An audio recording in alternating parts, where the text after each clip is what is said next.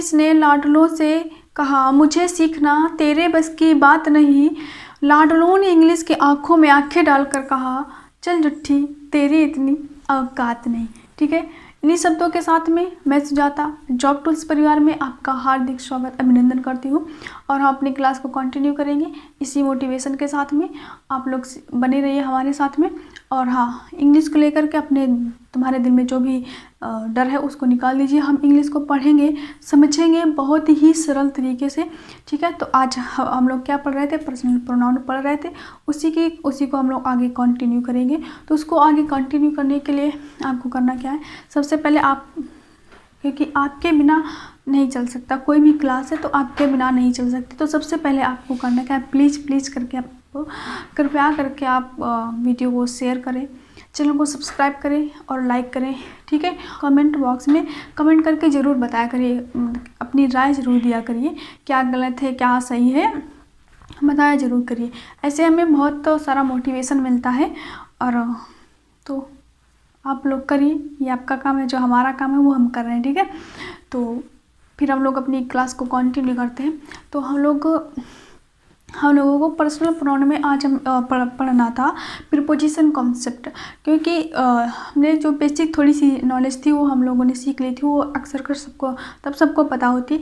लेकिन जो इससे जो प्रीपोजिशन कॉन्सेप्ट होता है, इससे एग्जामिनर बहुत से क्वेश्चन बनाता है, इससे पेपर में क्वेश्चन बनते भी हैं। ठीक है, तो इसको हम सीखेंगे ऐसा क्यों होता है, बहुत ही सरल तरीके से सीखेंगे। ठीक है, तो चलिए सीखते हैं। प्रीपोजिशन कॉन्सेप्ट में क्या होता है, इसमें वर्ब ऑब्जेक्ट से डायरेक्टली रिलेट नहीं कर पाती है, तो उसको रिलेट करने के लिए हम लोग उसके साथ में बीच में प्रीपोजिशन लेकर के आते हैं। जैसे हमने कहा ही एट मैंगो, उसने मैंगो खाया। इसमें जो एट वर्ब है मैंगो से मतलब वर्ब ऑब्जेक्ट से डायरेक्टली रिलेट कर पा रही है। ठीक है, और हमने जैसे कहा my mother will cook the food, इसमें भी जो वर्ब है ऑब्जेक्ट से डायरेक्टली कनेक्ट कर पा रही है। अब जैसे मैंने दूसरा एक उदाहरण लिया,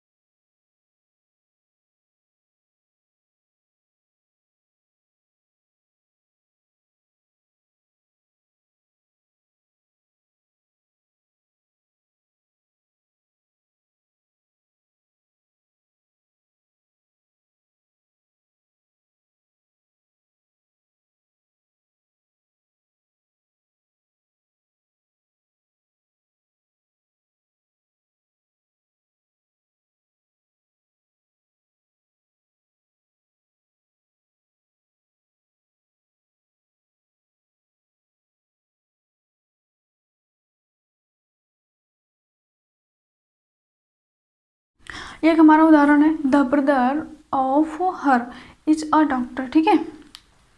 अब इसमें देखें, हमने कहा है ना कि ऑब्जेक्ट का वर्ब पे कोई इफेक्ट नहीं पड़ता है। तो यहाँ से देखें, ये क्या है, सब्जेक्ट है, और ये क्या है, ऑब्जेक्ट है, ठीक है। और जो प्रीपोजिशन का ऑब्जेक्ट होता है वो हमेशा कहीं भी आ सकता है, और जो वर्ब का ऑब्जेक्ट होता है वो हमेशा वर्ब के बाद में ही आएगा, ठीक है। तो ये बातें आप जरूर समझ के रखें, जो वर्ब का ऑब्जेक्ट है वो वर्ब के बाद में आएगा, और जो प्रीपोजिशन का ऑब्जेक्ट होता है वो कहीं भी आ सकता है, लेकिन प्रीपोजिशन के साथ में आएगा। तो ऐसे ही जो ऑफ है, ये हर है, किसका ऑब्जेक्ट है, ऑफ का। ऑफ क्या है, प्रीपोजिशन है। तो हमारा जो प्रीपोजिशन का हमारे उस पर सब वर्ब पे कोई इफेक्ट नहीं पड़ता, इसीलिए यहाँ पर इज आया है, ठीक है। इसीलिए यहाँ पर क्या आया है, इज आया है। तो यहाँ पर ये इज किसके हिसाब से आया है, किसके अकॉर्डिंग, ब्रदर के अकॉर्डिंग आया है। तो ये कॉन्सेप्ट आपको समझ आया। और इसमें और भी चीज़ें होती हैं जो होती है कंजक्शन, उन्हें हम प्रीपोजिशन, जो कन्फ्यूजन प्रीपोजिशन होते हैं वो अभी हम यहाँ पर नोट डाउन कर रहे हैं, आप उनको देख करके जाइए, बहुत ही इंपॉर्टेंट होते हैं, क्योंकि उन प्रीपोजिशन में कन्फ्यूजन होता है, वो ऐसा लगता है जैसे वो कंजक्शन है, ठीक है। तो यहाँ पर देखें, जो ये थोड़े से लिखे हुए हैं, ये क्या है, प्रीपोजिशन है, ठीक है। ये प्रीपोजिशन है। इसमें से जैसे जो ये बिटवीन है, क्या बिटवीन, ये प्रीपोजिशन भी है, कंजक्शन भी है, क्या प्रीपोजिशन भी है, कंजक्शन भी है। तो इनमें आपको करना क्या है, इनमें कन्फ्यूजन होता है, हम लोग यही नहीं समझ पाते ये वो प्रीपोजिशन है या कंजक्शन है। तो आपको इन्हें ध्यान में रखना है कि क्या है, प्रीपोजिशन है, इन्हें प्रीपोजिशन के तरीके ही ट्रीट करना है। इसमें एक आता है एंड और एंड नॉट। क्या एक होता है एंड और एंड नॉट, इसमें बड़ा कन्फ्यूजन होता है। जो एंड होता है ये होता है कंजक्शन, और जो एंड नॉट होता है ये क्या होता है, ये होता है प्रीपोजिशन। एंड नॉट होता है प्रीपोजिशन और एंड होता है कंजक्शन। और इसके उदाहरण अभी हम आपके सामने पेश कर रहे हैं, तो देखें।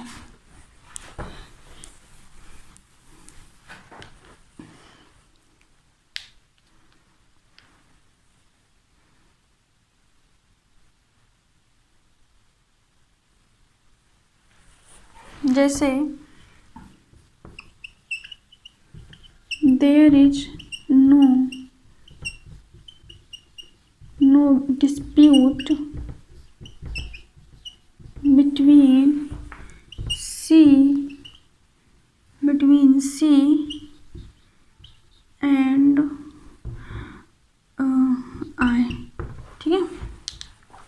अभी देखें, there is no dispute between C and I. अभी हमने बताया बिटवीन क्या होता है, प्रीपोजिशन भी होता है, कंजक्शन भी होता है। कंजक्शन होता तो चीज़ों को जोड़ता, लेकिन अभी यहाँ पर क्या है, अभी यहाँ पर बिटवीन क्या है, प्रीपोजिशन है। क्यों, देखो, there is no dispute between C and I.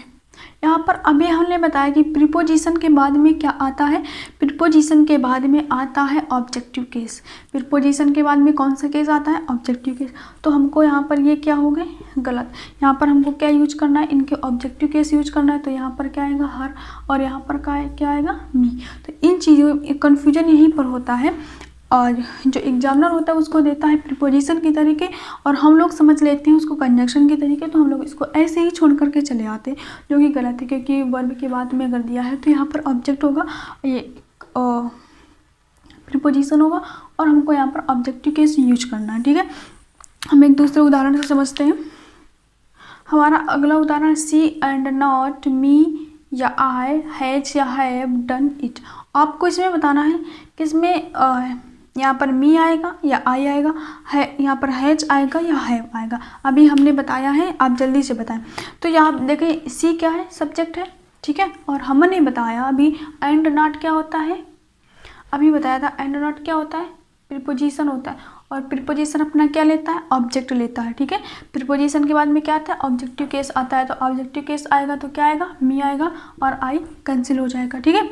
अभी हमने बताया कि जो वर्ब होती है, हेल्पिंग वर्ब हो या मेन वर्ब हो, उस पर इफेक्ट किसका पड़ता है, सब्जेक्ट का पड़ता है, उसको ऑब्जेक्ट से कोई लेना देना नहीं होता है। तो यहाँ पर सब्जेक्ट क्या है, सी, और सी के अकॉर्डिंग क्या आएगा, यहाँ पर सी के अकॉर्डिंग यहाँ पर क्या आएगा, हैज, ठीक है। तो यहाँ पर हैज सही है, और ये है गलत है, और ये डन इट तो है, ठीक है। आई होप कि ये चीज़ें समझ में आ रही होंगी और इन्हें बेहतरीन वे से समझना भी चाहिए क्योंकि पेपर में आती भी हैं। ठीक है, ये देखें दूसरा उदाहरण है, you along with he are coming here. ठीक है, आपको बताना सही है या गलत है। ठीक है, अभी हमने बताया यू क्या है, सब्जेक्ट है, क्या है, प्रीपोजिशन है। इसके बाद में यू क्या है, सब्जेक्ट है, और ये क्या है, प्रोनाउन है। और अभी हमने बताया अलोंग विद क्या है, प्रीपोजिशन है। प्रीपोजिशन के बाद में क्या आता है, ऑब्जेक्टिव केस आता है, तो ये तो गलत हो गया।